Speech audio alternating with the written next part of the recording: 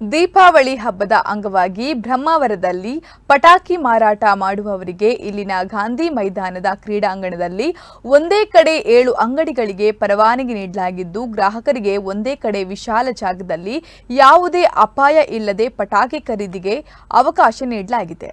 ಕಳೆದ ದಿನದಿಂದ ಅಂಗಡಿಗಳು ತೆರೆದಿದ್ದರೂ ಬುಧವಾರದಿಂದ ಗ್ರಾಹಕರು ಪಟಾಕಿ ಖರೀದಿಗೆ ಬರುವುದು ಕಂಡುಬರುತ್ತಿದ್ದು, ನಾನಾ ಹೆಸರಿನ ಅಂಗಡಿಯಲ್ಲಿ ಕಾಂತಾರ ಪಟಾಕಿ ಅಂಗಡಿ ನಾಮಫಲಕ ಗಮನ ಸೆಳೆಯುತ್ತಿದೆ.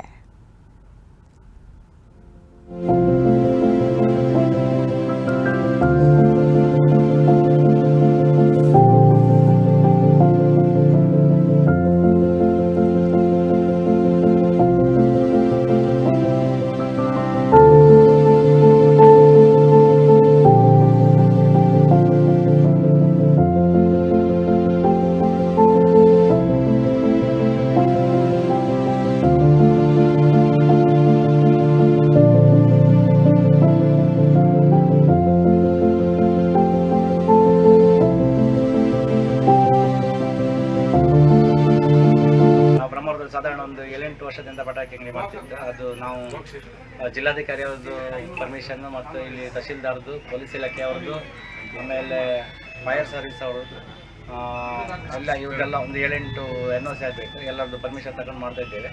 ಮತ್ತು ಈಗ 21ರಿಂದ ನಮಗೆ 2ನೇ ತಾರೀಕು ತನಕ ಪರ್ಮಿಷನ್ ಕೊಟ್ಟಿದ್ದಾರೆ DC ಅವರು.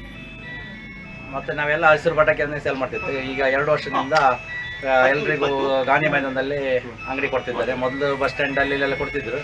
ಈಗ ಇಲ್ಲಿ ರೋಡ್ ಸೈಡಲ್ಲಿ ಯಾವ ಅಂಗಡಿ ಕೊಡ್ತಿಲ್ಲ, ಎಲ್ಲ ಓಪನ್ ಗ್ರೌಂಡಲ್ಲಿ.